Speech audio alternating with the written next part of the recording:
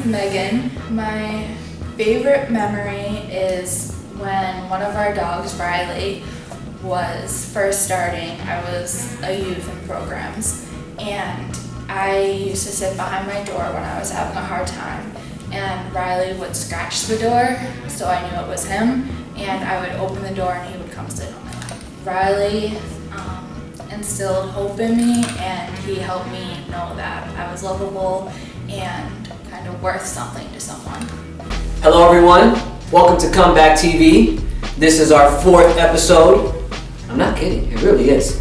And today, as you noticed from the video, we're going to be talking about jalapenos. That's right, jalapenos. So with us today, we actually have a very special guest. Her name is Laura Curtis, and she's brought over her buddy Flynn, who just met me today and is already snuggling with me. So I don't know about you guys, but I'm won over. And they're going to talk to us today about therapy animals. So Laura, thanks for coming. Thanks for having me. We appreciate you guys coming over. I know Flynn's had a long day of work. But anyway, with that being said, tell me a little bit about the work that you guys do. Okay. I'm a clinical nurse specialist working at the Worcester Recovery Center and Hospital. And Flynn and I were teamed up about 7 years ago working at the UMass Worcester Adolescent Continuing Care Units. And Flynn still works with the youth and the young people over there. I notice here that his jacket says assistance dog. And I've seen tons of different types of jackets that say lots of different things. So what exactly are the differences between the jackets and what the dogs do essentially? I'm glad you asked that question because it can be incredibly confusing. The 3 categories that we're talking about here are emotional support animal, a pet therapy animal, and a service animal. The emotional support animal is an animal that you own, and you and your therapist decide that this animal helps you with emotional support. The therapist writes a letter, and now you have an emotional support animal. The pet therapy animal is an animal that has been tested in disposition and may have some additional testing or training with obedience. And once you have gone through that with an organization, they label it a pet therapy animal, and that animal can now go with you to hospitals or outpatient clinics or drop-in centers, and they can either visit people or help to be facilitating the therapy. The 3rd category is the service animal. Now the service animal is protected by the Americans with Disabilities Act. Yes, right, that's what Flynn is. So in order to become a service animal, you have to go through rigorous training. You have to be able to demonstrate that the animal mitigates a disability.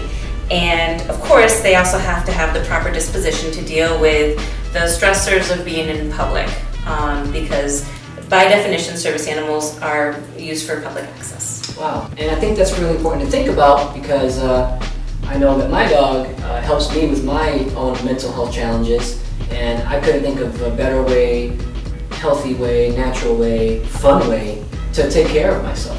Right. So thank you. A lot of people ask me questions regarding Riley, and they know that she's going through the training now to become a therapy dog. And they ask her what kind of rights, where can you bring her, what can you do? Yeah.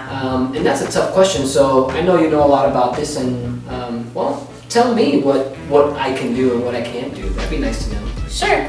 And it does vary from state to state for some of these things. With emotional support animals, I know that in Massachusetts, if you have that letter, then it justifies having the emotional support animal in your home. For pet therapy animals, there's not a lot of public access rights or rights involved with pet therapy animals. With service animals are protected under the American with Disabilities Act. So when you bring that animal out into public, if it's a service animal, there are only 2 questions that anybody can ask you. One is that a service animal? The second question is, what task does that animal do to mitigate a disability? And that's the only 2 questions that they can ask. They can't ask you, what's your disability? Wow.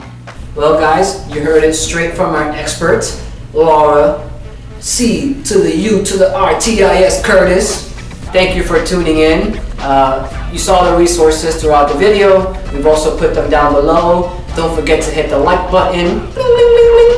subscribe, check out, again, the resources below. If you have a dog now and you think you might maybe want to get a cat or a chinchilla, I mean, look at this guy, he's melting into me and I'm melting into him.